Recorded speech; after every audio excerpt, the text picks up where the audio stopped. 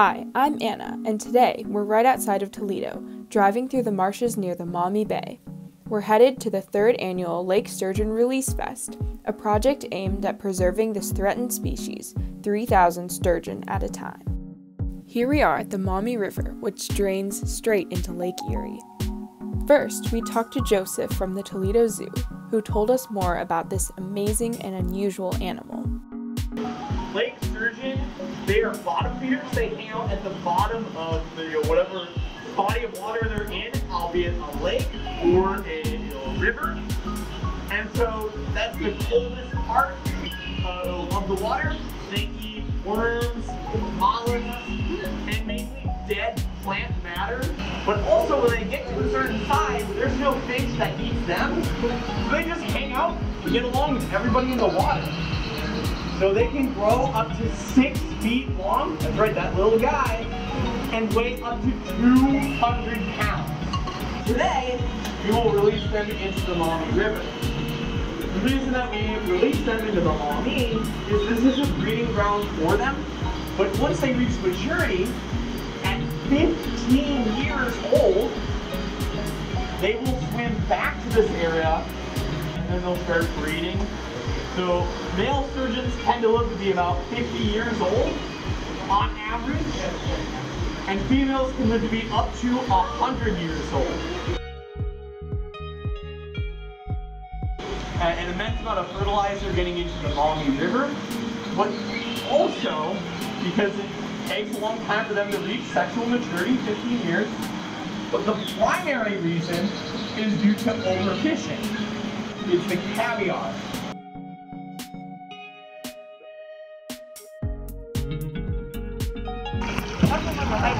How many are there? I'm not sure how many are in here, but like we're gonna be releasing a total of 3,000 today. Oh wow. Wow. You guys can set it along the back if you want. It's a juvenile, right? Yeah, they're definitely not more than a year old. These guys get like over 6 feet long. It's pretty big. Sturgeon actually don't have scales. Their bodies are covered with plates called scutes. Oh, thank you. Thank you. Thank you. Oh my gosh, it's so tiny. Yeah, I'm a little attached. I don't want to let go. Everybody hold your fish. Fish. Fish. They look almost like little sharks. Yeah, they basically are. Because they're like ancient. The lake sturgeon is considered a living fossil. It's been shown in the fossil record for 100 million years or more. They almost went extinct in the early 1900s due to overfishing, pollution, and the construction of dams that prevented their migration and breeding in rivers. They are still threatened to this day, and all Ohio fishermen are required by law to return their catch. We then talked to some experts about some of the current sturgeon restoration and tracking projects. The same goal as this is self-sustaining population. So we're going to do it for 10 to 15 years, and then we're going to walk away, and hopefully they're going to be able to sustain themselves. So you collect the eggs from the Maumee River, and then you raise them in? There's not enough of them in Lake Erie. We collect them from locations where they're healthy. So usually Canada has healthy lake sturgeon populations, Wisconsin. So that's where we go to get our eggs, and then we bring them here. And then we also are raising half of them in Wisconsin at a hatchery. And real quick, the idea of that is these were raised, I think these were raised at a facility right on the river using river water.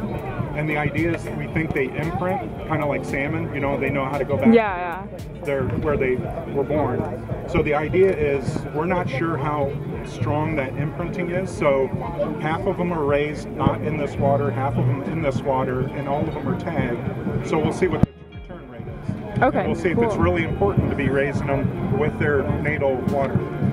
So there are so these fish right now, there are 2 types of tags that are being put in them. Every single fish gets a PIT tag, which PIT is PIT is passive integrative transponder. So it has a unique ID code for each little tag. It's like the size of a piece of long grain rice. It's real small.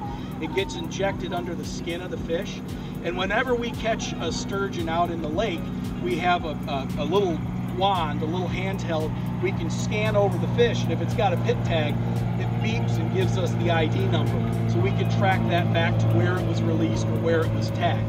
So every single fish that got released today has one of those.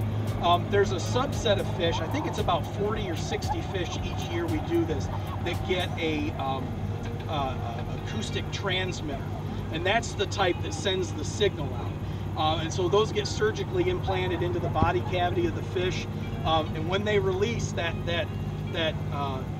telemetry tag, just every 5 minutes or whatever it is, sends out a signal, and when it swims by one of those receivers, it's picked up and recorded. As you can see, the whole process is very scientific. While trying to help restore the sturgeon population, we are simultaneously trying to understand the lives of the sturgeon. The Lake Erie food web and its organisms thrive in a balance that humankind has disrupted during our time here on Earth. In order to preserve the health of the lake, we need to ensure that this balance is maintained.